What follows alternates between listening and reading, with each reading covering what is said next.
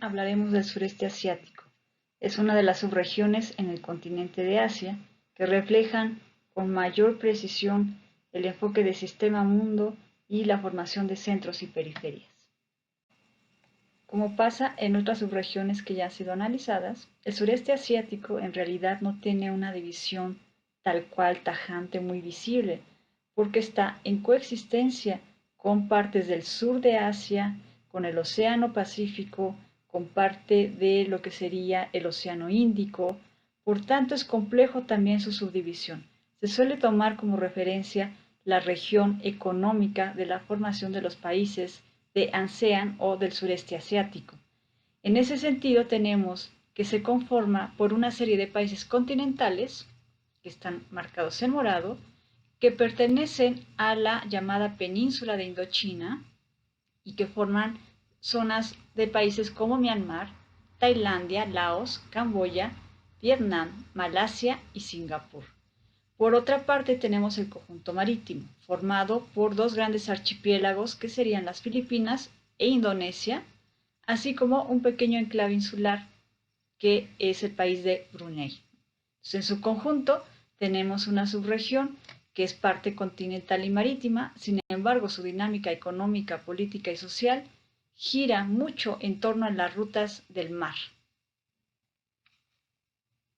Este mapa, que muestra un tipo de proyección distinta a la que estamos acostumbrados, se modifica la visión sobre la importancia de la zona del sureste asiático, en especial por la interconexión que plantea hacia el Océano Índico y el Océano Pacífico, una ruta comercial que atravesaría prácticamente todas las zonas continentales, ¿no? Desde América, Asia, rutas marítimas que llevan hacia África y por supuesto el Medio Oriente y parte de Europa. Entonces, con esta proyección podemos reafirmar que el sureste asiático tiene una vocación histórica marítima fundamental que sigue marcando gran parte de su actualidad. Este mapa muestra la complejidad del acercamiento que pudiésemos hacer a la zona marítima del sureste asiático. Vemos que hay mares internos, que hay golfos, estrechos, que se convierten en puntos muy neurálgicos porque el paso comercial marítimo a través de estas redes va también a involucrar una lucha por los actores por el control de estos pasos marítimos fundamentales. Aquí te dejo solamente el mapa, una lista de algunos de ellos. Detén el video y analiza más a fondo cuáles son aquellos mares que tú consideras son más relevantes para el funcionamiento económico marítimo de la región. Para facilitar el análisis de los puntos fundamentales a nivel marítimo comercial, podemos observar este video de un mapa interactivo que ya habíamos visto en otras ocasiones, que muestra en vivo los flujos comerciales marítimos que hay en estos momentos en el mundo.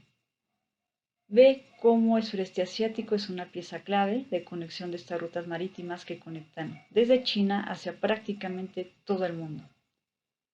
La relevancia de zonas, por ejemplo, como Bangkok, los puertos fundamentales que están en este caso en el país de Tailandia, la relevancia de Malasia y por supuesto de Singapur es muy clave, estos estrechos, el estrecho de Malaca, el mar, en este caso de Java, la relevancia de algunos puntos y puertos fundamentales que se ubican en Indonesia, una ruta muy marcada que sube a través de lo que sería el archipiélago de las Filipinas, el puerto de Manila y por supuesto el gran destino, los puertos ubicados en Taiwán y China.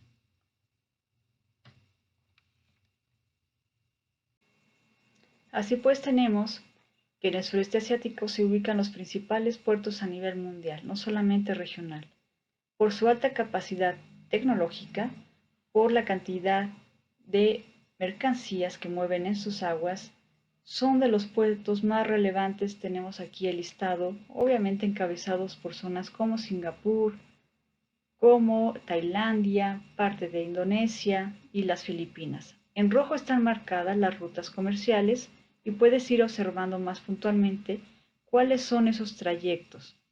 Y por tanto, si lo traspolamos, digamos, a materia geográfica, vemos la relevancia de los puntos en este caso, de los estrechos más relevantes, ¿no? Tenemos el caso de Singapur, el estrecho de Malaca, el estrecho de Sonda, el estrecho de Lombok, el estrecho de Makassar y la salida en este caso hacia una ruta directa con China y las Filipinas. Sucede algo muy importante en los últimos años. China está planeando hacer un estrecho artificial, en este caso llamado Canal Tai. Lo que realmente busca China es disminuir su dependencia hacia Indonesia, Malasia y por supuesto Singapur. Sería evitar este trayecto, dar la vuelta, pasar, digamos, por estas zonas y directamente atravesar por el canal Tai, salir directamente al Océano Índico y evitar costos y negociaciones con estos otros países. Por supuesto, el sureste asiático está temeroso de que se lleve a cabo este canal porque puede disminuir la relevancia que ya han tenido en otros momentos de la historia y hace que tengan una relación un poco de confrontación con China, pero paradójicamente también comercialmente dependen mucho de ella. Entonces, ese es una, digamos, componente geopolítico que está ahorita marcando mucho la dinámica del sureste asiático. El resto de la geografía del sureste asiático se caracteriza por la zona continental, especialmente en la llamada península de Indochina. Aquí tenemos zonas de bajo relieve, con ciclos de mucha lluvia, los llamados monzones, cuerpos de agua importantes como el río Mekong. Sin embargo, las zonas rurales se ubican en las partes internas y continentales, digamos, de la región, sobre todo aquellas productoras de alguna manufactura, de las maquilas y productos agrícolas primarios. El resto de la vida económica política fundamental de los países se ubica en realidad a los alrededores del mar, ¿no? En las grandes costas, en estos flujos comerciales que ya revisamos. No nos sorprenda que las grandes capitales de los países como Manila, Yakarta, Rangún, Saigón, Bangkok, Kuala Lumpur, Phnom Penh, Ho Chi Minh, Singapur, se ubican justamente en esta ruta y estos tráficos marítimos. Hay que tener en cuenta también que estas grandes ciudades concentran muchos contrastes. Zonas de gran desarrollo tecnológico, a la par también de mucha pobreza. Estos grandes contrastes que se ven en otras partes del mundo, aquí en la región se evidencian en una forma mucho más clara y visible.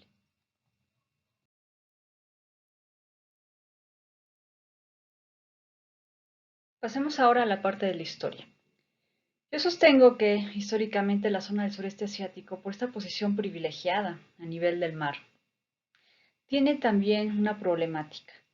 Siempre ha dependido en forma periférica de otros centros de producción comercial y ha estado, digamos, alrededor de importantes núcleos de desarrollo como ha sido China, en su momento fue la India, en otro momento fue, por ejemplo, la zona de comercio árabe y más recientemente China de nuevo, ¿no? Ahora revitalizado.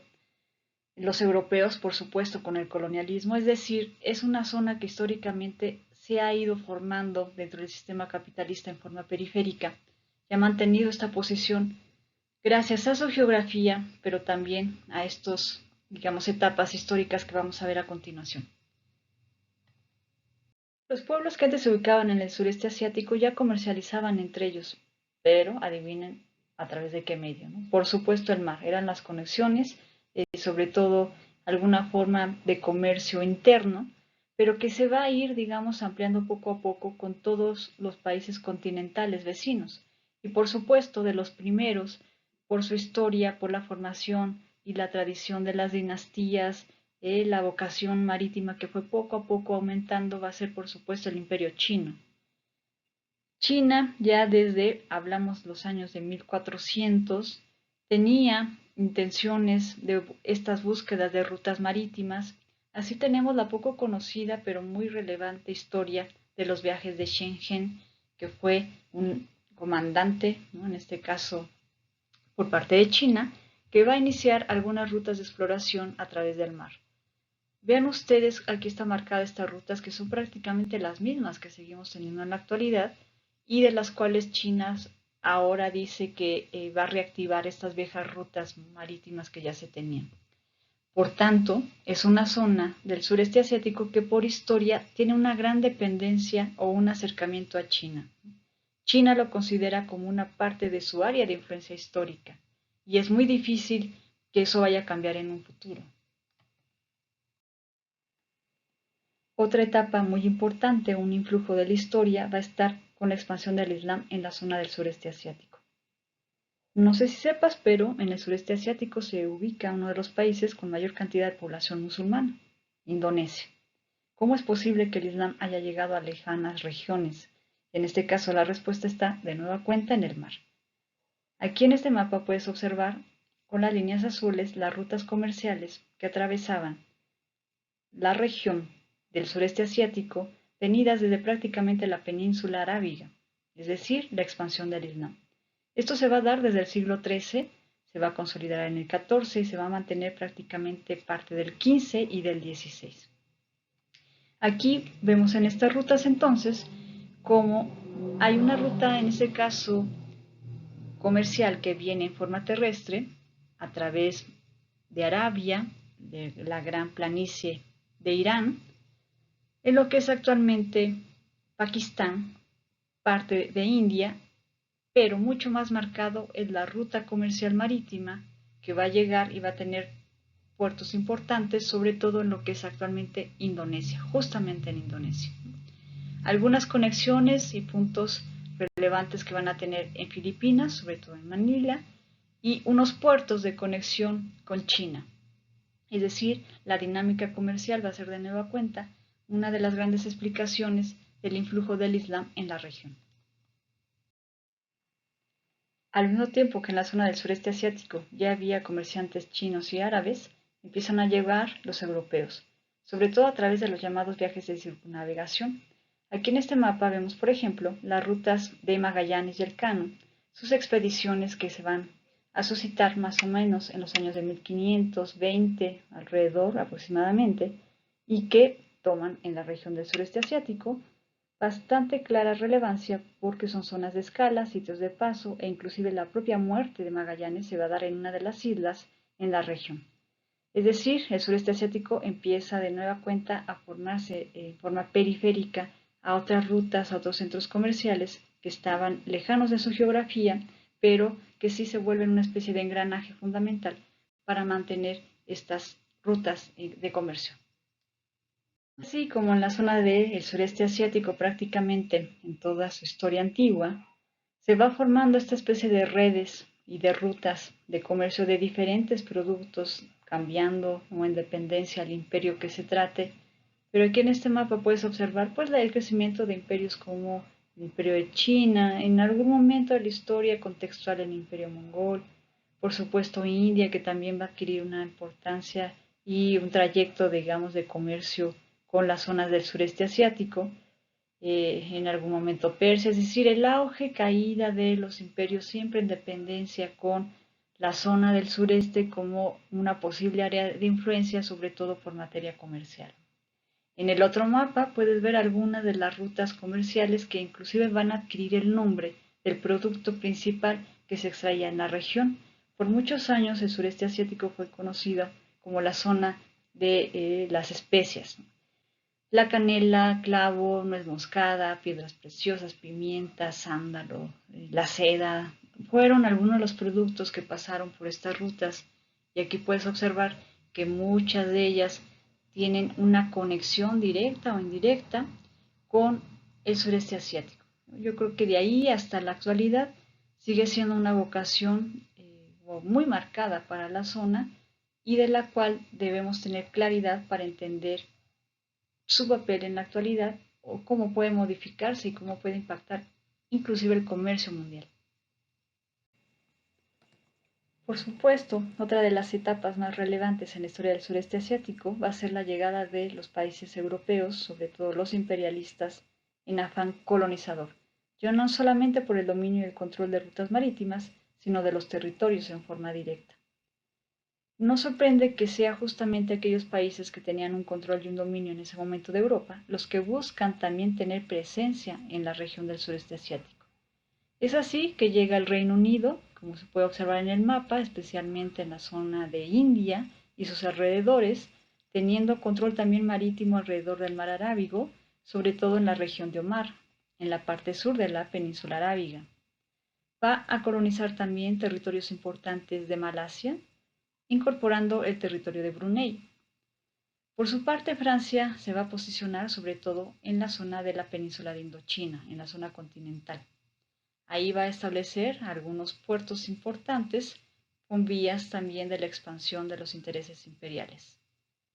En forma, digamos, también anexa van a llegar los Estados Unidos, ya, pero de parte del continente americano, al territorio que en algún momento era español y que ahora había pasado a ser parte de los estadounidenses, que es Filipinas.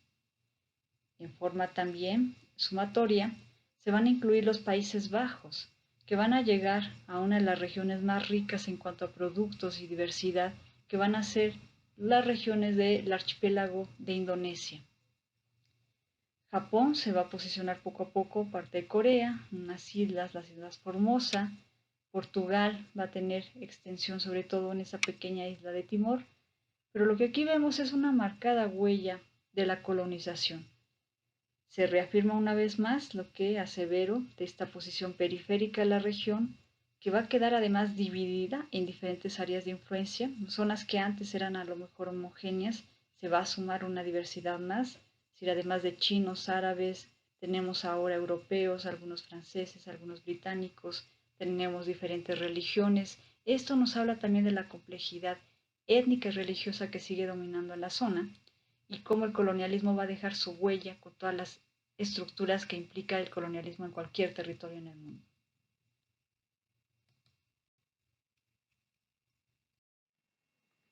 Una etapa, aunque sea coyuntural, pero que también dejó una marca importante en la región del sureste asiático, fue la Primera y sobre todo la Segunda Guerra Mundial.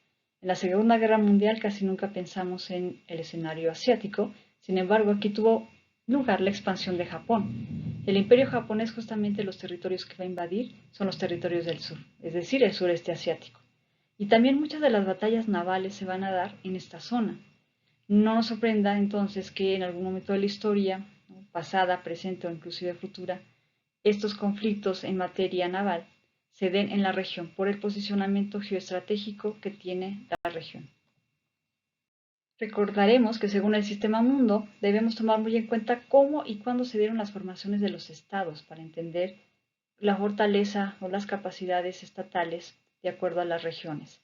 Aquí debemos considerar entonces que la región del sureste asiático no se va a independizar hasta prácticamente el fin de la Segunda Guerra Mundial y con eso tenemos las primeras independencias que se van a dar a finales de 1940 y sobre todo inicios de 1950. A algunos países les va a tomar más tiempo. No hay que olvidar que es en este contexto cuando va a iniciar también una confrontación entre el sistema capitalista y el sistema comunista, liderado por Estados Unidos, Rusia y China, como su contraparte, y que justamente Asia va a ser el escenario donde se van a dar estas confrontaciones. En esta forma tenemos la famosa guerra de Corea, tenemos la famosa guerra de Vietnam, ¿no?, que Vietnam se ubica en la región del sureste asiático, y lo que hay que realzar entonces es que se vuelve una zona de confrontación mundial por la lucha ideológica que se está suscitando y también tiene que ver obviamente con una lucha económica política por rutas marítimas que ya hemos hablado y que da por resultado países con estados muy débiles, muy nuevos, que prácticamente tienen pocos años de existencia y que muchos de ellos entraron en guerras civiles que se han mantenido a lo largo de toda su historia. Con todo lo anteriormente mencionado en materia de geografía y de historia, tenemos la actualidad de la región, que sigue manteniendo una posición periférica, pero ahora diferentes procesos. Por ejemplo, en la década de 1990 tuvimos lo que fue la expansión del milagro asiático, pero estos países se van a integrar en forma periférica, ¿no?, los llamados tigres mayores y menores, a áreas de influencia que venían en este caso impulsados por Japón y que ahora se han visto desplazados poco a poco por el gran auge y crecimiento de China. Y con toda esta acumulación de hechos y elementos geográficos, tenemos, por ejemplo, un escenario de una región del sureste asiático donde se encuentran muchas de las disputas territoriales por islas entre los países que cada uno asegura que es parte de su territorio, este famoso caso de las Spratleys, por ejemplo, y que en realidad para mí es un efecto de la lucha de áreas de influencia entre dos grandes, que son los dos grandes que actualmente también tienen una disputa a nivel mundial, que es en el caso de China y por supuesto los Estados Unidos. Estados Unidos, por ejemplo, aquí vemos algunas bases y facilidades o acuerdos de facilidades navales que tiene en morado con los países, por supuesto, Japón, después de la reconstrucción, las Islas Guam, en Manila con Filipinas, en Indonesia, en Yakarta, Singapur, muy cercano, Tailandia, en la zona del Golfo de Tailandia, y que como contraparte viene también China acrecentando su influencia comercial y su presión a sus países, a los vecinos del sur, para que también den algunas facilidades, no solamente comerciales, sino también navales. El sureste asiático entonces se halla prácticamente amenazado por dos grandes influjos y no tienen mucho margen de acción por su dependencia económica que tienen, ¿no?, a ambos, en este caso, países, y su posición geográfica que los hace muy dependientes de estos enfrentamientos que se den entre estos dos grandes. Aquí se observan algunas de las disputas actuales activas en la región. Puedes detener el video, observar más a profundidad y ver aquellas que sean más relevantes desde tu punto de vista. Y bueno, la actualidad del sureste asiático no se puede entender sin uno de los proyectos que ha agarrado mucho revuelo internacionalmente en los últimos años, que es la creación de la Ruta Marítima de la Seda, como parte de un proyecto de China por crear o reactivar rutas comerciales antiguas que ya se tenían, la Ruta de la Seda terrestre y articularla con una ruta marítima. Esta ruta, como la puedes ver en el mapa, marcada en azul, atraviesa parte del sureste asiático. Asimismo, en color amarillo, es la ruta terrestre. Entonces, el sureste asiático tiene ambas, una importancia marítima y terrestre para el punto de vista de China, y lo que busca es articular prácticamente todos sus puertos marítimos con algunos del sureste asiático. Pero observa que en este trazo queda fuera o pierde, digamos, importancia países como las Filipinas, Indonesia solamente en alguna de sus porciones, y queda en entredicho cuál va a ser el papel, por ejemplo, de Tailandia. Si se construye este canal Tai, que ya te comentaba, es posible que se reactive esta zona y pierda importancia países como Malasia y Singapur.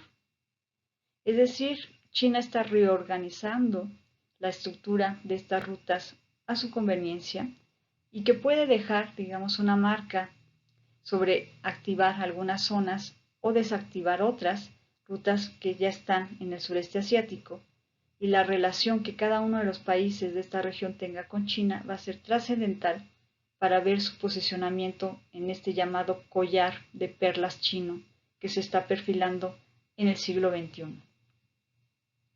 Es así como tenemos que la región del sureste asiático, desde un punto de vista del sistema mundo, puede considerarse una periferia, por su geografía, por los eventos de la historia, que se ha insertado a otros centros de poder cercanos o lejanos, que han influido mucho en dejar estructuras dependientes, débiles, que nos hacen pensar que en gran parte el futuro del propio sistema internacional, el sistema comercial mundial, tenga su punto de acción clave en lo que suceda en la región del sureste asiático.